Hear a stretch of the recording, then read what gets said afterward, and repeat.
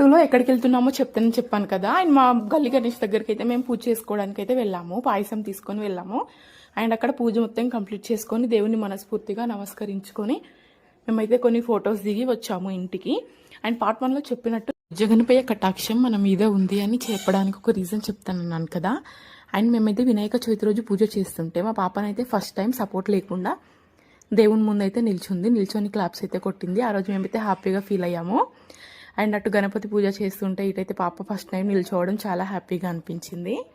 మీలో ఎవరైనా ఇట్లాంటి సిచ్యువేషన్ ఫేస్ చేశారా? అసలు ఎక్స్ప్లెయిన్ చేయలేని ఫీలింగ్ అదైతే చాలా బాగా అనిపించింది. అసలు డేస్ ఎంత తొందరగా గడిచిపోతున్నాయో కదా. మొన్ననే వినాయక చవితి అయిపోయింది, అప్పుడు నిమజ్జనం కూడా వచ్చేసింది. చిన్నప్పుడు చాలా బాగుండేది వినాయక చవితి.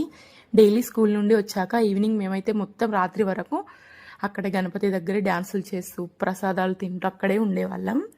అండ్ నా ఛానల్ని సబ్స్క్రైబ్ చేసుకున్న వాళ్ళందరికీ థ్యాంక్ యూ సో మచ్. నన్ను ఇలాగే సపోర్ట్ చేస్తూ ఉండండి.